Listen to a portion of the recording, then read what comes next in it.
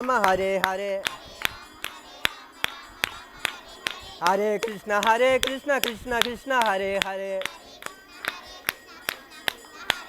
हरे राम राम राम हरे हरे राम राम। निताय गौर हरि बोल हरि बोल हरि बोल हरि बोल। निताय गौर हरि बोल हरि बोल हरि बोल हरि बोल। ताय गौर प्रेमानंदे हरि हरि बोल। జై జై శ్రీ రాధేశ। ఇక్కడ మనకి ప్రతిరోజు కూడా ఈ 10 రోజులు అంటే పిల్లలకి సెలవులు కదా, ప్రతిరోజు కూడా సాయంత్రం 6-6:30 మధ్య మన భగవద్గీత కార్యక్రమం ప్రారంభమవుద్ది ఈ యాదవ్ నగరు వేణుగోపాల సంగుల్లో ప్రతిరోజు కూడా సాయంత్రం 6:30కి మీరందరూ వస్తే చక్కగా భగవద్గీతలో ఎన్నో విషయాలు నేర్చుకోవచ్చు. అలాగే భగవంతుడికి సంబంధించిన ప్రార్థనలు ఇవన్నీ మనం నేర్పాలి, లేకపోతే నేర్పే సత్సంగానికి మన పిల్లల్ని తీసుకురావాలి. దీనివల్ల ఏమవుద్ది, వాళ్ళ జన్మ తరిస్తుంది. ఒక చిన్న కథ ఏంటంటే, ఒకరు కాశీ వెళ్ళారు, అందరూ పిల్లలు కూడా పడవెక్కారు. ఆ పిల్లలు ఫ్యామిలీ ఎక్కిన తర్వాత ఆ పిల్ల నీటిలో ఆడుకుంటుంది. పడవ అని చెప్తున్నారు, అమ్మ చాలా ప్రమాదం నీటిలో ఆడుకోవద్దని. వినిపించుకోలే. తల్లిదండ్రులు చెప్తుంటే పోన్లే కదా అని అన్నారు. కొంతసేపటికి ఒక ముసలు వచ్చి చక్కమని ఆ పిల్లని పట్టుకొని లాక్కెళ్ళిపోతుంది. ఈ తల్లిదండ్రులు పట్టుకుంటారు, అమ్మ మీరు పట్టుకుంటే మనం కూడా లాక్కెళ్ళిపోతాం, వదలండి అంటున్నారు. వీళ్ళు వదలట్లా, అది వదలట్లా. కొంతసేపటికి ఏమైందంటే పడవ ఒరిగిపోతుంది.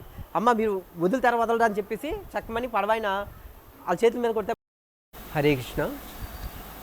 ముఖ్యంగా మన యొక్క సనాతన ధర్మంలో అత్యంత ముఖ్యమైనది ఏంటి అంటే భగవద్గీత. ఇది స్వయంగా భగవంతుడే మనకి ఇచ్చిన అద్భుతమైన అమృతం. దీన్ని చదవడం ద్వారా, రోజు స్మరించడం ద్వారా ప్రతి జీవి, ప్రతి మానవ జన్మెత్తిన ప్రతి ఒక్కరు కూడా చక్కగా తరించవచ్చు.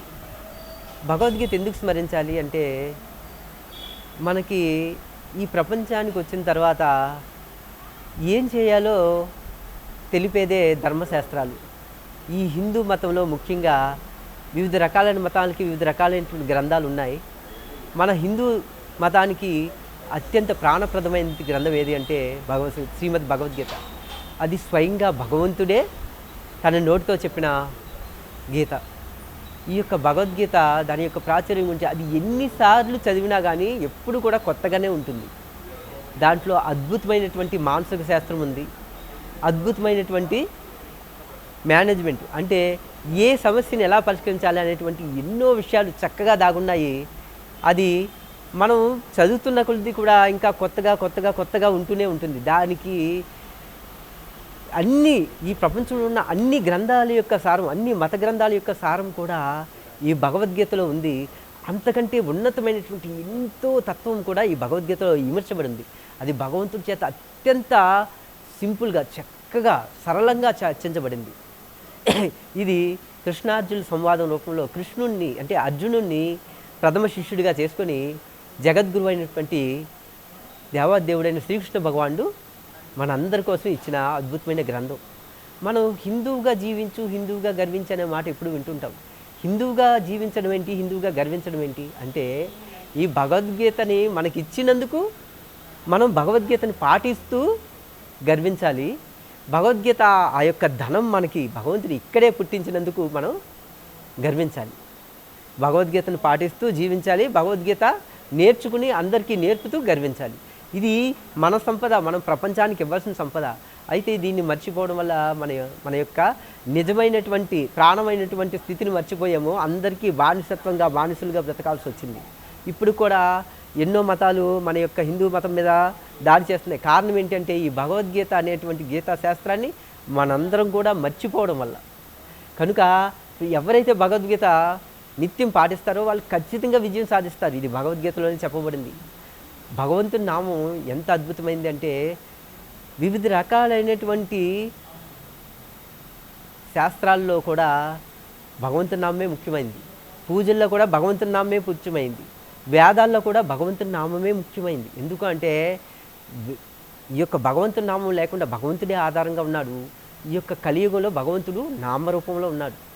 మనకి త్రేతాయుగం అంటే ముఖ్యంగా ముందుగా సత్యయుగం, త్రేతాయుగం, ద్వాపరయుగం, కలియుగం, ఈ 4 యుగాల్లో ఒక్కో యుగానికి ఒక్కో ధర్మం ఉంది.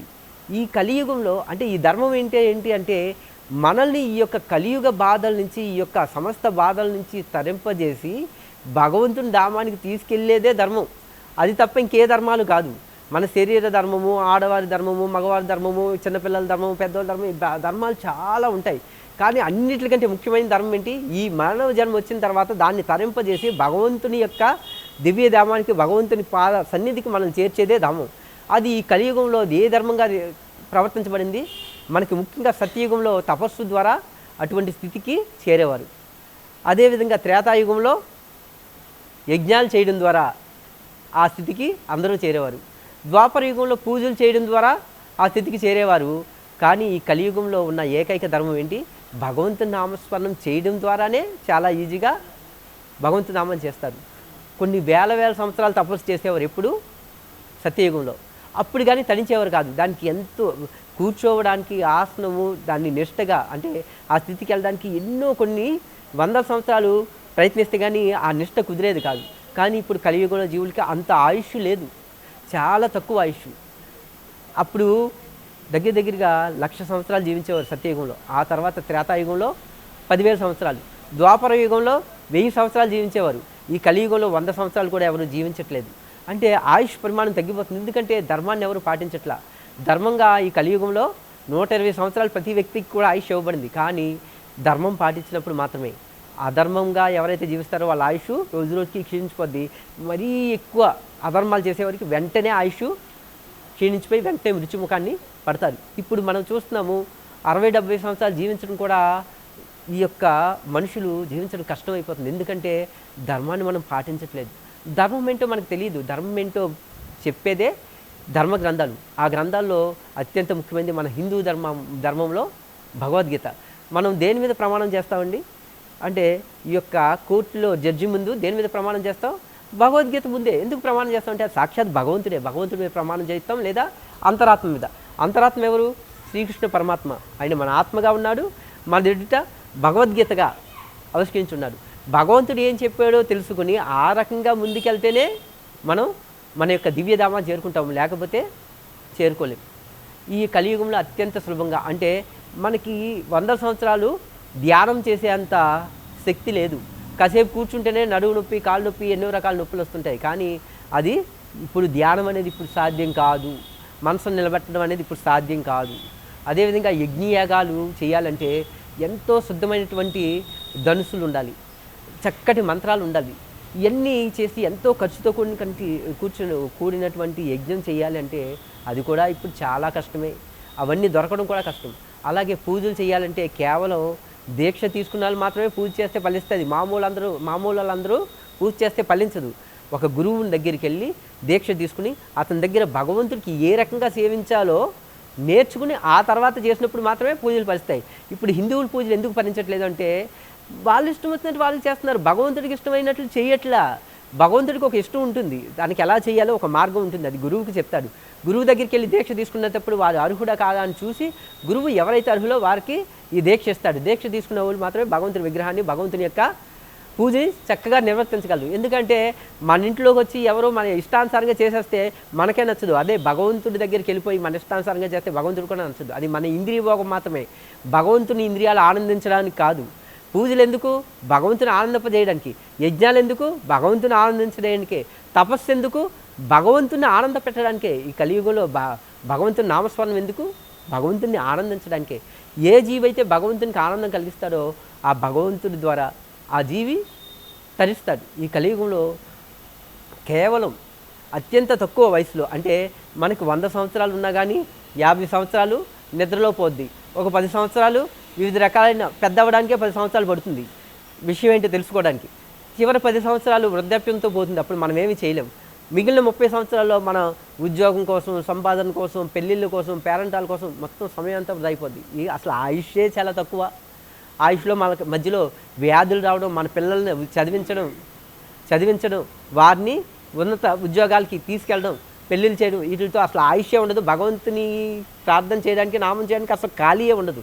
కానీ ఈ చిన్ని సమయంలో కూడా మనల్ని తరించడానికి భగవంతుడు అత్యంత సులభమైన ఉపాయం ఇచ్చాడు. అదే భగవంతుని నామ సంకీర్తనం.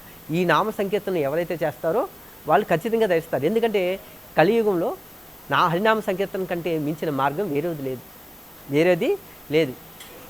హరినామ హరినామ హరినామ కేవలం కలైవ నాస్తేవ గతిరన్యద అని చెప్పి నారద మహర్షి నారద మహాపురాణంలో భక్తులకి చెప్పాడు. కనుక ఈ కలియుగంలో తరించాలంటే ఒకే ఒక మార్గం హరినామ సంకీర్తనం.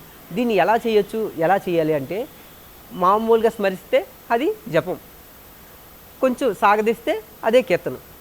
ఈ యొక్క హరినామంలో భగవంతుడు తన యొక్క సర్వశక్తుల్ని కూడా ధారపోసాడు. ఈ హరినామం చేస్తే చాలు జీవుడు అన్ని విధాల పాపాల నుంచి అత్యంత సులభంగా విడుదలయ్యి మోక్షాన్ని పొందుతాడు. తన ముక్తి, తన ధామాన్ని, తన స్వయంగా తన ఇంటిని, సొంత ఇంటిని పొందుతాడు. కనుక మనందరం కూడా ఈ హరినామాన్ని కీర్తించడం ద్వారా మన జన్మల్ని తరించుకోవచ్చు. అది ఎలా చేయాలంటే హరే కృష్ణ కృష్ణ కృష్ణ హరే హరే, హరే రామ రామ రామ హరే హరే, హరే కృష్ణ కృష్ణ కృష్ణ హరే హరే, హరే రామ రామ రామ హరే హరే.